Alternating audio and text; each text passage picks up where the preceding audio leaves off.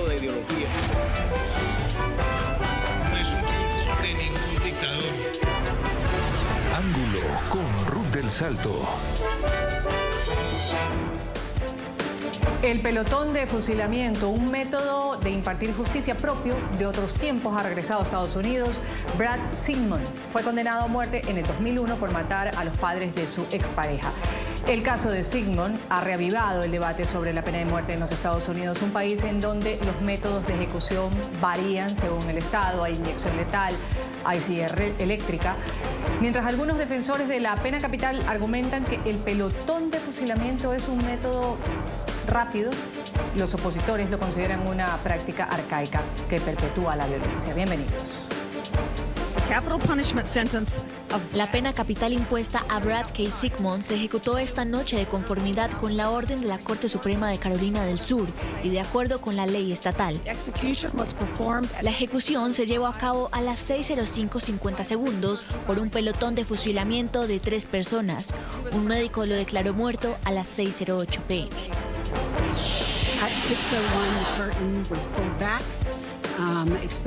A las 6:01 se abrió la cortina y pudimos ver la sala. Brad Sigmund ya estaba atado.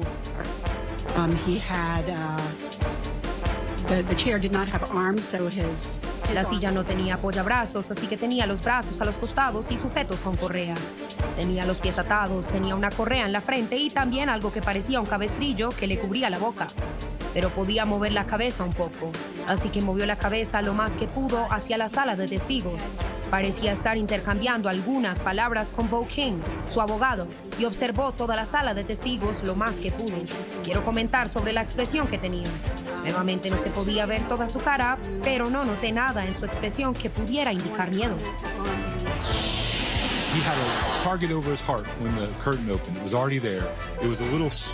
Cuando se leyó la declaración final, retrocedimos un paso. Tenía una diana sobre su corazón. Cuando se abrió el telón, ya estaba allí. Era un pequeño rectángulo de papel blanco. Supongo que era papel, podría ser tela. Tenía una diana en el centro. Había un anillo exterior y un anillo interior. Era rojo. El centro de la diana era de color rojo. Entonces salieron, leyeron su declaración final. En ese momento, cuando terminó, un empleado de la prisión tomó una capucha, le puso la capucha sobre la cabeza a Sigmund. Luego, ese empleado de la prisión caminó desde la silla hasta unos metros más allá, donde había una pared de ladrillos, y en ese punto había una persiana negra, como una de esas persianas que bajan y se enrollan. El empleado de la prisión levantó la persiana y luego, a partir de ese momento, fueron un poco menos de 2 minutos de nada. En ese momento, quiero decir, se podía ver a Brad Sigmund tomar varias respiraciones profundas y luego, de repente, sonaron los disparos. A las 6:03 pusieron la capucha y a las 6:04 levantaron la persiana de lo que yo describiría como cubículos, por donde los verdugos iban a disparar. No podíamos ver los cañones. Tampoco había una cuenta regresiva ni nada por el estilo que nos indicara cuándo se dispararían los tiros. Los disparos se produjeron a las 6:05. Percibí que se dispararon todos a la vez, que era un solo sonido.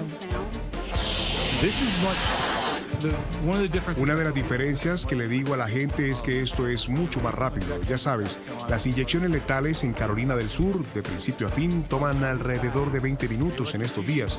Cuando miro hacia atrás, la electrocución se llevó a cabo. Dan una gran descarga eléctrica durante varios segundos, pero luego hay otra descarga durante 1 minuto o 2. Así que hay un periodo más largo de lo que sucede. Es decir, esto fue instantáneo. Y ya sabes, el tiempo desde que se dispararon los tiros hasta que se declaró la muerte fue un poco más de 2 minutos, creo, si recuerdo correctamente.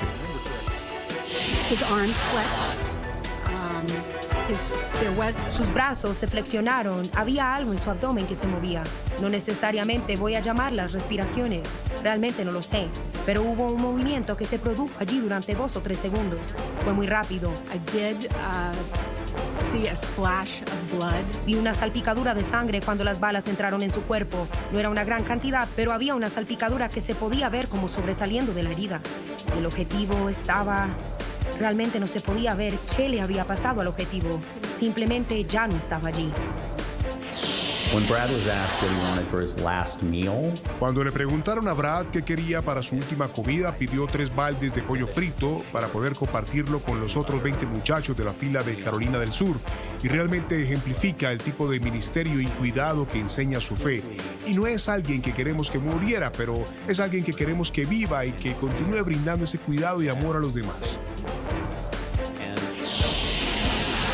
Brad Sigmund, de 63 años, fue condenado por asesinar brutalmente a los padres de su exnovia en 2001. De acuerdo con documentos judiciales citados por CBS News, Sigmund utilizó un bate de béisbol para golpear a las víctimas repetitivamente, moviéndose entre distintas habitaciones de la casa hasta asegurarse de que ambos estuvieran muertos.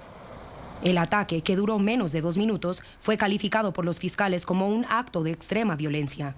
Tras su arresto, Sigmund pasó más de 2 décadas en el corredor de la muerte, apelando su sentencia sin éxito. Con la reinstauración de las ejecuciones en Carolina del Sur, se le dio la opción de elegir entre los métodos disponibles, optando por el pelotón de fusilamiento. Enseguida vamos a dar la bienvenida a quienes integran el panel el día de hoy en Ángulo, hablando de este pelotón de fusilamiento, que una táctica que ha retornado a los Estados Unidos. Voy a saludar en este momento, a dar la bienvenida a mi primer invitado, Christian Capitaine. Él es abogado criminalista desde Houston, Texas. Nos acompaña. Gracias por estar con nosotros, abogado. Bienvenido al programa Ángulo del Canal de las Américas. Gracias a ustedes. Buenos días. Un buen día. Saludos en Inglaterra a Blanca Hernández. Ella es portavoz de Amnistía Internacional sobre Estados Unidos. Gracias por estar con nosotros. Bienvenida, señora Hernández. Hola, buenas tardes. Y en República Dominicana le voy a dar la bienvenida también a Carmelo Campos. Él es activista en derechos humanos. Gracias por estar con nosotros y acompañarnos, señor Campos. Bienvenido. Muchas gracias, pero estoy llamando desde San Juan, Puerto Rico. Desde Puerto Rico. Gracias por esa aclaración. Voy a empezar inmediatamente con el abogado Capitaine. Más allá de las consideraciones, abogado, que pueda tener a nivel personal, voy a formular con este panel que me acompaña el día de hoy preguntas periodísticas sobre este tema en particular impactante. Y empiezo con usted, porque la pregunta es, ¿debería Estados Unidos permitir, por ejemplo, el uso de pelotones de fusilamiento como un método de ejecución en lugar de otros métodos que han sido utilizados tradicionalmente? Se habla sobre esto de la inyección letal. ¿Cómo ve o cómo explica este panorama y esta práctica, particularmente en algunos estados de los Estados Unidos? Abogado, lo escuchamos. Bueno, esta práctica realmente no se ha usado mucho. Creo que fue 15 años la última vez que la emplearon.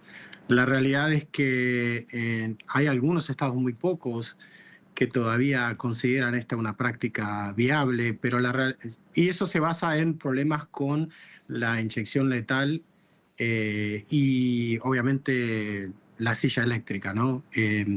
Creo que desgraciadamente puede haber más estados que consideren como un método viable la ejecución de esta forma, pero la realidad es que es difícil de justificar como un método de ejecución que no es cruel y que no causa un dolor prolongado.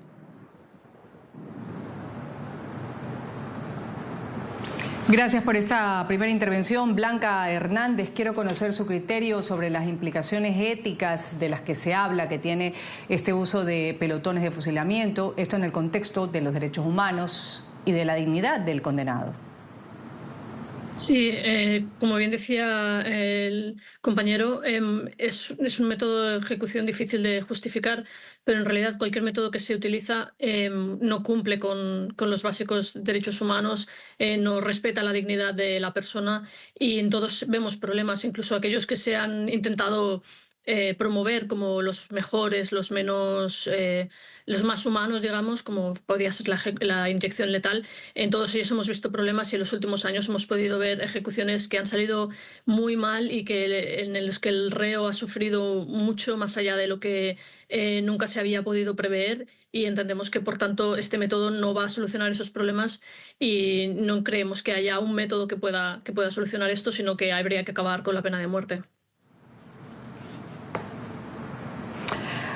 Hay un comentario que se está haciendo, Carmelo, a nivel de medios de comunicación, y se habla dentro de los precedentes históricos, por ejemplo, en los que el pelotón de fusilamiento se puede considerar, dicen algunos, más humano que otros métodos de ejecución, como por ejemplo se cita la silla eléctrica, la inyección letal. De hecho, la persona que fue ejecutada el fin de semana, de la que estamos hablando, habría escogido él pasar por el pelotón de fusilamiento para evitar que la droga no le haga efecto, la inyección letal, o morir en la silla eléctrica. ¿Qué decir al respecto, Carmelo? Lo primero que hay que aclarar es que realmente esta persona no tuvo una elección plena. Elegir entre que te maten de la risa y que te maten en un pelotón de fusilamiento o cualquier otro método, terminamos con el mismo resultado. Sin embargo, hay que aclarar 2 puntos. Primero, su defensa solicitó la información sobre el protocolo que tendría la inyección letal y esa información nunca le fue provista. Lo segundo, si vamos a la historia de la triste institución de la pena de muerte, durante siglos se ha estado con la ilusión de establecer unas formas de ejecución que sean, entre comillas, más humanas. La silla eléctrica, la cámara de gas, la inyección letal, la horca, todos han sido metodologías que han buscado establecerse para, entre comillas, lograr un menor sufrimiento. Pero la narración que ustedes produjeron de ese incidente, sin lugar a dudas, esos últimos minutos de esta persona esperando la inminencia del disparo, no es una ejecución que sea libre de sufrimiento para la persona, ni los otros métodos que se han establecido a través de la humanidad. Vamos a escuchar inmediatamente para luego regresar a comentar con mi panel. ¿Cómo es esto de estar en el corredor de la muerte? ¿Qué opinan familiares, qué opinan activistas, familiares de los ejecutados o de los próximos a ejecutarse, sobre lo que es estar en el corredor de la muerte? Dicen muchos, esto es una prisión perpetua. Escuchemos algunas declaraciones para luego regresar. Mi hermano también estuvo en el corredor de la muerte en Ohio. Pasó 16 años en el corredor de la muerte, 16 años en prisión perpetua sin libertad condicional. Sigue allí ahora. Yo sigo luchando. Llevo luchando 33 años, así que conozco los traumas, los dramas. Sé por lo que pasa una familia.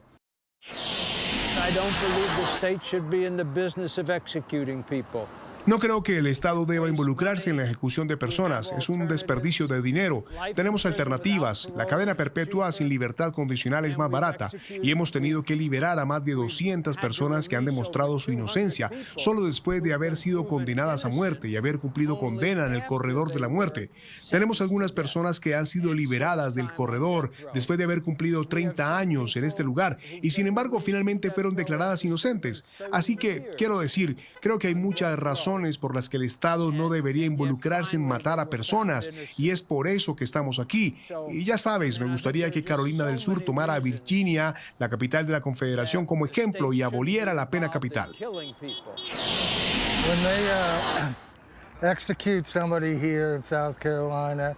Cuando ejecutan a alguien aquí en Carolina del Sur, anuncian que en tal momento el Estado de Carolina del Sur ha ejecutado a quien sea. Yo vivo aquí, trabajo aquí, pago impuestos aquí. Están haciendo esto en mi nombre y me molesta. Están matando a gente. Lo están haciendo a mi nombre y creo que no tienen por qué matar a Brad ni a ninguna de las otras personas que mataron en los últimos 40 años.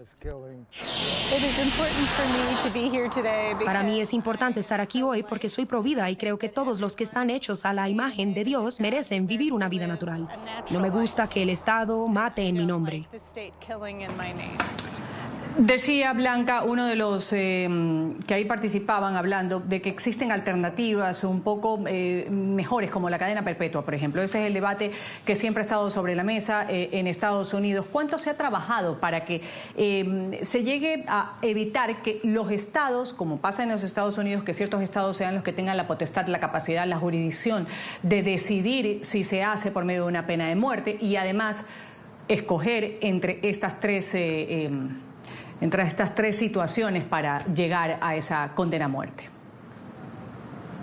O sea, la verdad es que hay muchísimas organizaciones, entre ellas Amnistía Internacional, pero muchísimas otras, que llevan muchos años trabajando por la abolición de la pena de muerte en Estados Unidos y en todo el mundo. Y se hace un trabajo muy grande para explicar cuáles son los motivos, ¿no?, que nos llevan a estar en contra de esta aplicación de una condena que es irreversible. O sea, si se comete un error, una vez has ejecutado a alguien, ya no hay nada a hacer.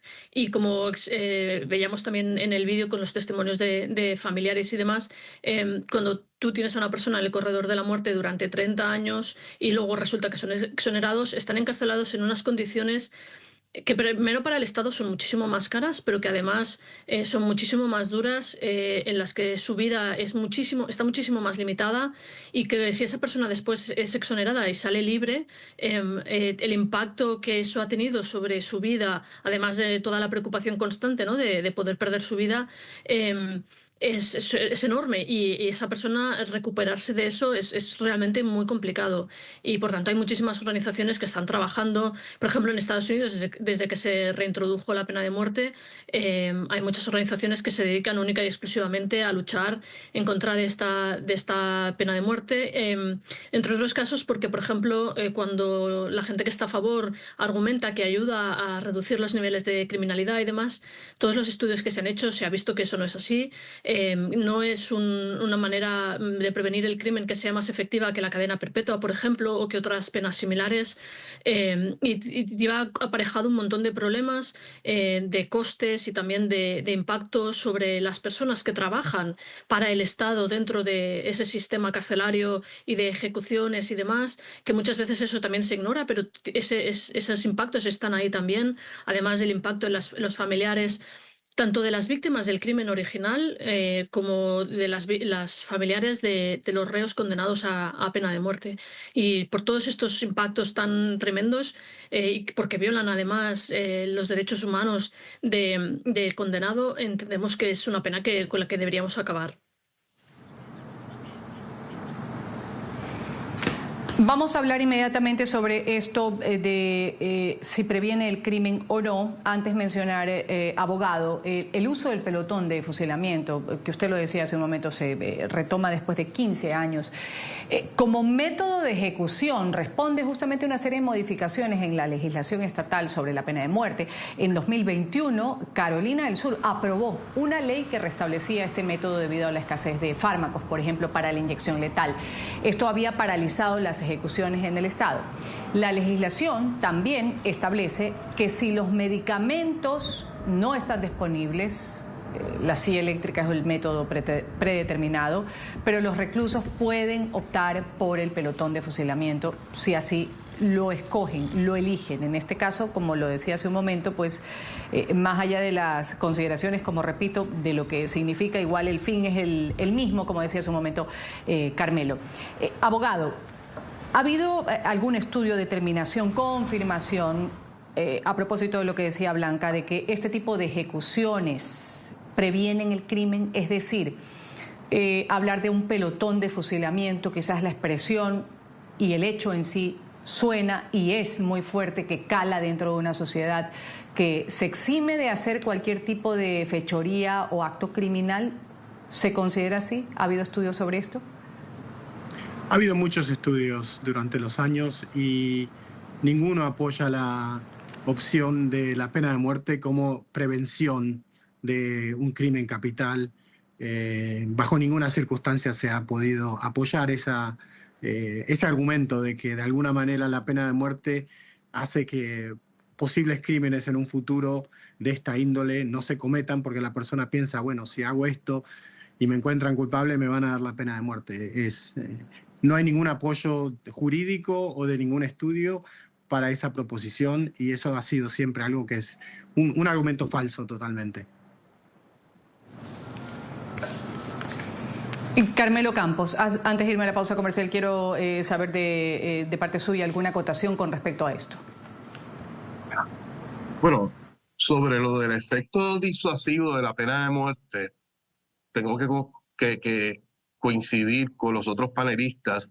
Se han hecho estudios en estados de Estados Unidos donde estados contiguos tienen y no tienen la pena de muerte, y no se ha demostrado que hay una diferencia en las tasas de homicidio y en las tasas de criminalidad.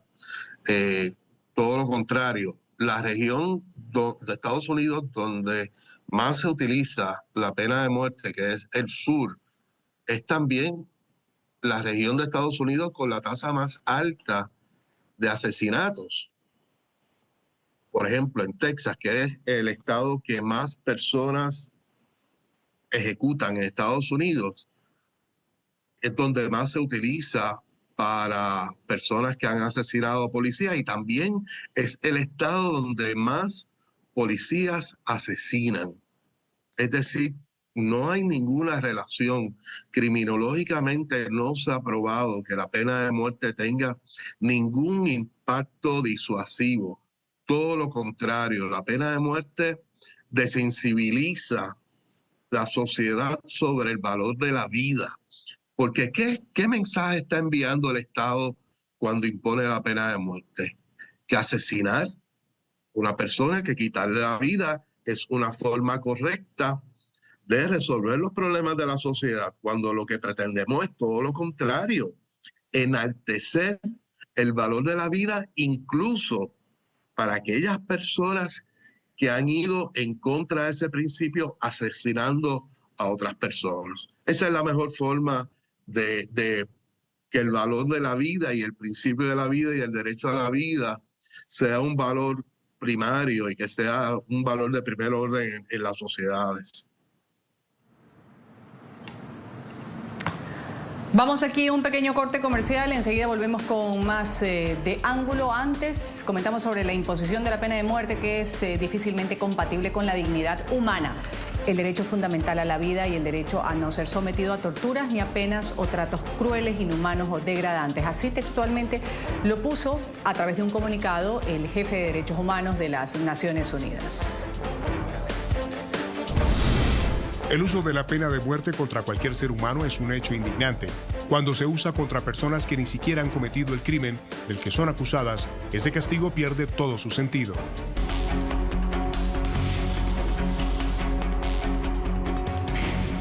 Aun cuando algunos estados de Estados Unidos exploran nuevos métodos para implementar la pena de muerte, hay señales de que la opinión pública se está volviendo contra la ejecución. La pena de muerte en Estados Unidos está bajo escrutinio una vez más después de que el estado de Alabama utilizara gas nitrógeno por primera vez en enero para ejecutar a un preso condenado a muerte. Alabama es, junto con Oklahoma y Mississippi, uno de los 3 estados del país que permite su uso en sentencias a muerte ante la creciente dificultad de conseguir los fármacos de las inyecciones letales debido a la negativa de las farmacéuticas a que sean usados con ese propósito. Algunos estados están considerando volver al pelotón de fusilamiento, otros están considerando la electrocución. Ningún método de ejecución debería infligir dolor y sufrimiento gratuitos, y eso es lo que los estados deben seguir como estándar. Y es que una inyección letal a un asesino en serie fallida en el estado de Idaho en febrero provocó nuevos llamamientos por parte de la Unión Europea para que Estados Unidos siguiera la tendencia mundial y aboliera la pena de muerte. En 2022, según datos oficiales, unos 55 países de todo el mundo permitieron esta pena capital. La pena de muerte no actúa como disuasivo del crimen, más bien al contrario, son posibles los errores judiciales y con la pena son irreversibles. Hay señales de que la tendencia en Estados Unidos está cambiando. 27 de los 50 estados de Estados Unidos mantienen la pena de muerte en sus sistemas judiciales, pero solo 5 de ellos ejecutaron a personas el año pasado, con lo que murieron un total de 24 personas. De hecho, el apoyo público a la pena de muerte para asesinos convictos entre los demócratas ha disminuido constantemente en los últimos años, según las encuestas de Gallup. El año pasado, solo el 32% de los demócratas estaba a favor, frente al 81% de los republicanos. Creo que las preocupaciones sobre la equidad, la igualdad y la justicia simple están impulsando este cambio en la conversación nacional.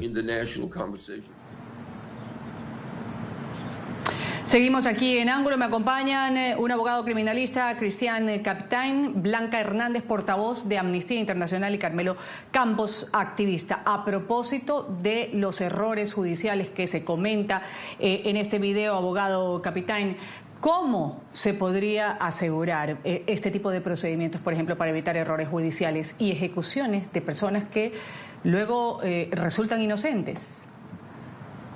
Bueno, creo que la respuesta más obvia es terminar con la pena de muerte, ¿no? Pero si se va a seguir adelante con este método de castigo, entre comillas, la realidad es que va a seguir ocurriendo. Los errores van a ocurrir porque el sistema penal no es perfecto.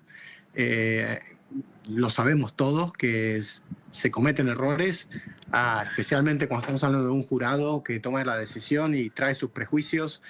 Y entonces se puede intentar lo más posible no cometer esos errores, pero la realidad es que, de nuevo, el sistema es imperfecto. Estamos hablando de 12 seres humanos que deciden si una persona es culpable o no. A veces la evidencia es imperfecta.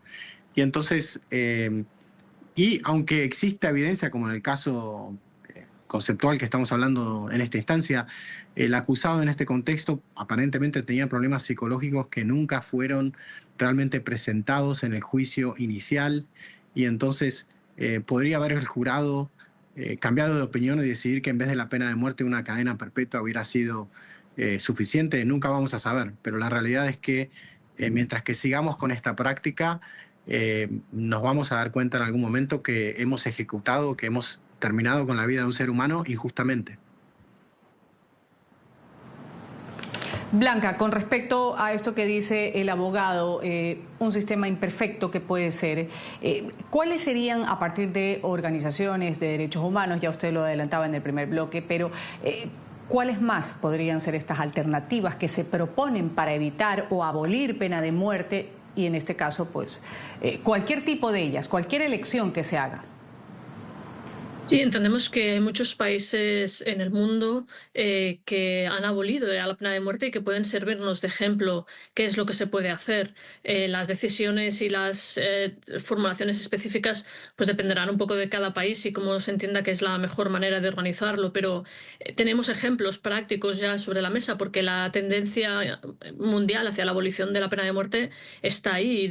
Si miramos desde los años 90, por ejemplo, hasta hoy en día, el número de países que la han abolido es muy grande y en todos estos países han llegado a ordenamientos jurídicos que han encontrado penas acordes a los casos más graves que no incluyen la pena de muerte y por tanto nos podemos servir de todo eso para poder intentar encontrar las mejores alternativas, pero pueden ser penas de reclusión que no lleven a que el condenado sea ejecutado al final y que estén en unas condiciones dignas y suficientes dentro de la cárcel en las que se pueda producir también una rehabilitación y que, por ejemplo, si en caso de que una persona se demuestre después, como comentaba Cristian, hay gente que se descubre después que eran inocentes y si han estado recluidos, pues que estén en unas condiciones también que cuando se reintegran a la vida de fuera de la cárcel no sean unos años de trauma y que les hayan provocado muchísimos problemas, porque entendemos que incluso aunque no fueran liberados, ¿no? Pero que todo el mundo tiene derecho, aunque estén recluidos,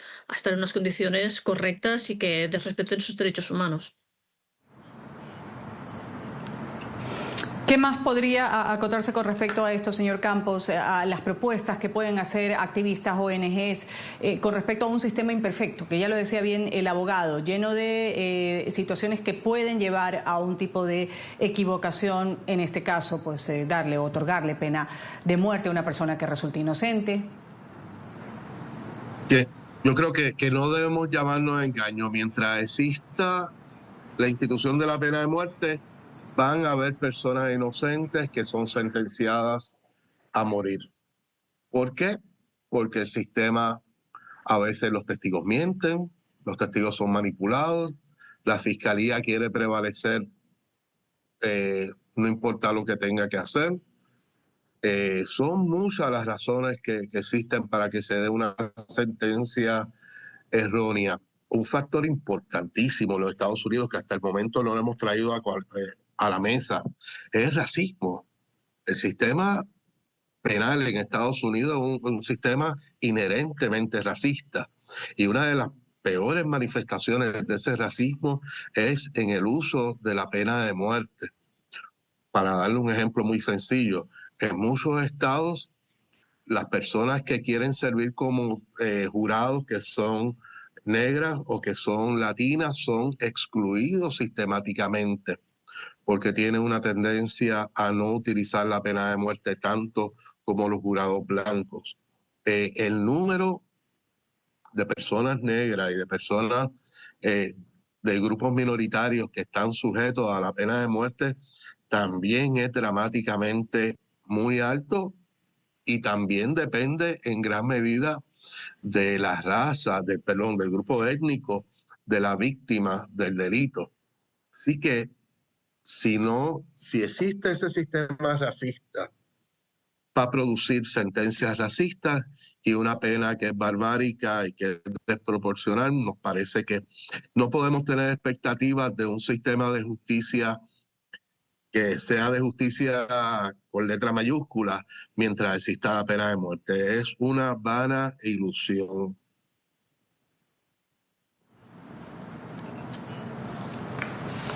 Carmelo, vamos aquí a hacer un pequeño corte comercial en ángulo. Al regresar de la pausa, vamos a hablar sobre la ley que fue firmada hace poco por el presidente de Estados Unidos, Donald Trump, que aplica pena de muerte obligatoria, pero ha sido muy claro para quienes cometan este delito en contra de policías. Lo dijo ante el Senado la semana pasada, que tuvo su alocución frente a demócratas, a republicanos. Y vamos a hablar en el siguiente bloque qué papel juegan las consideraciones políticas en todo lo que tiene que ver con pena de muerte. En este caso, apuntando a quienes asesinen a policías. Volvemos luego del corte.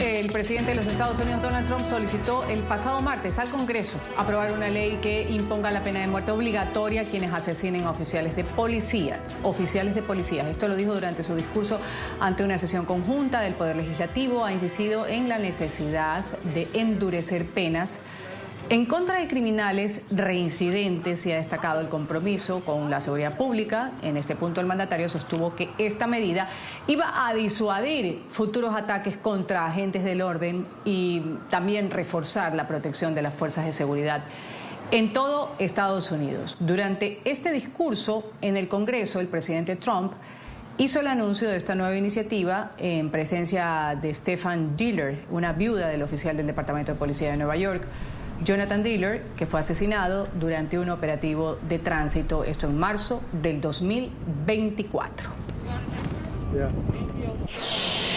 Ya firmé una orden ejecutiva que exige la pena de muerte obligatoria para cualquiera que asesine a un policía. Y esta noche le pido al Congreso que convierta esa política en ley permanente. Y antes de llegar a las conclusiones, quiero saber de mi panel, de los tres. Voy a empezar con Blanca. Sobre el papel, lo decíamos antes de irnos al corte comercial, ¿qué papel juegan las consideraciones políticas? Ciertas presiones, en este caso escuchar al presidente de los Estados Unidos sobre esto de hablar de la pena de muerte. En este caso, valga la aclaración, está hablando de quienes maten a oficiales de policía y dice esto va a servir para que se lo piensen antes de cometer este tipo de delitos. ¿Qué decir? Primero le escucho a Blanca, luego a Carmelo y culmino con Cristian. Sí, pues como habíamos comentado en algún momento de la conversación, está claro que la pena de muerte no sirve como herramienta disuasoria y por tanto entendemos que esta medida tiene más un cariz político de intentar conseguir favor de los votantes o de partidarios de su partido, más que de realmente tener un impacto sobre la situación de seguridad o de la seguridad del trabajo para los policías de Estados Unidos. Además, entendemos que cualquier medida que llame a la obligatoriedad de la aplicación de una pena tiene un problema muy grande y es que, como también hemos comentado anteriormente, la aplicación de la pena de muerte no es igual, sino que es discriminatoria y va a afectar de manera desproporcionada a las minorías que ya de manera desproporcionada son afectadas por la pena de muerte. Y por tanto entendemos que no va a solucionar un posible problema que pueda haber de seguridad, sino que va a crear más problemas. Y en Estados Unidos tenemos que recordar que hay un problema muy importante de violencia armada que los gobiernos desde hace hace muchos años desde el país no hacen mucho por intentar mejorar y solucionar, y que eso quizás sí que podría ayudar a disminuir el caso de muertes tanto de policías como de civiles en muchos encuentros fortuitos en los que un encuentro entre dos personas acaba con violencia armada y una de las dos partes acaba muriendo. Por tanto, entendemos que esta medida es simplemente una búsqueda de rédito político, pero no es una búsqueda de una solución seria a un problema. Carmelo Campos, ley firmada por Trump que aplica la pena de muerte obligatoria para quienes cometan este delito contra policías particularmente, y según el presidente republicano, esta iniciativa busca evitar nuevos ataques contra los agentes de la ley y garantizar además, ha dicho, una mayor seguridad por las fuerzas del orden a nivel nacional. Bueno, como señalaba Blanca, esto es una medida populista, que se conoce en la penología como el populismo punitivo, que lo que usa es lo que creemos que funciona, más allá de que si realmente funciona o no. Hay que tener en cuenta un punto sobre esto. El señor Trump ha sido un proponente desde hace muchas décadas del uso de la pena de muerte, aún desde antes de comenzar su carrera política. En los años 80 recordaremos cuando 5 jóvenes fueron acusados de violar a una mujer en Central Park. Él publicó a su costo un anuncio de una página llamando a que se usara la pena de muerte sobre estos jóvenes, que años después se descubrió que fueron encontrados culpables siendo inocentes. Así que la defensa del señor Trump de la pena de muerte no es nada nuevo, pero lo que hace es ilustrar nuevamente de que la solución no va por ahí, que no va a traer desafortunadamente ningún resultado más allá de las muertes de otras personas, pero a la seguridad de los agentes del orden público no va a añadir nada. Y al hablar, abogado Capitaine, sobre esto de la necesidad de endurecer las penas contra criminales reincidentes, porque esto también lo mencionó y destacó en su discurso, criminales reincidentes. ¿Qué podemos decir con respecto a esta ley, la influencia también y presión cuando hay un mandatario hablando de pena de muerte, en este caso particular contra agentes del orden, oficiales de policía? Sí, como comentaron el compañero y la compañera, la realidad es que el presidente Trump en este contexto no parece entender todo el contexto constitucional que requiere la pena de muerte. Está hablando de una pena de muerte mandatoria y absoluta para quien mate a un policía. El problema con ese argumento es que no entiende que bajo la Constitución de este país y la Corte Suprema de este país se tienen que probar ciertos agravantes en frente del acusado para que pueda enfrentar la pena de muerte. Y uno de ellos, probablemente el más importante, es que presenta un futuro riesgo a la sociedad. Entonces, determinar de antemano que le van a dar la pena de muerte a un individuo por cierto crimen sin ese tipo de evidencia y sin ese tipo de investigación es no entender el sistema constitucional muy bien. Y otra vez estamos hablando, desgraciadamente, de política barata para recibir apoyo político, pero realmente uno no puede hablar de una pena de muerte automática sin investigar el pasado, el presente y el futuro del acusado. Vamos ahora sí a la ronda de conclusiones. Después de todo el hablado, empezamos con el pelotón de fusilamiento, una medida que no se pone en práctica hace 15 años en los Estados Unidos. Este fin de semana pues ha acabado con un condenado a muerte en los Estados Unidos, en Carolina del Sur particularmente. Voy a empezar con Blanca, las conclusiones y reflexiones sobre el programa de hoy, luego le doy la palabra al abogado Capitaine y termino con Carmelo. Adelante, Blanca. Muchas gracias. Sí, pues ojalá este caso de una ejecución menos habitual de lo que otros métodos, nos lleve a todos a reflexionar por qué debemos acabar con la pena de muerte, tanto en Estados Unidos como en todo el mundo.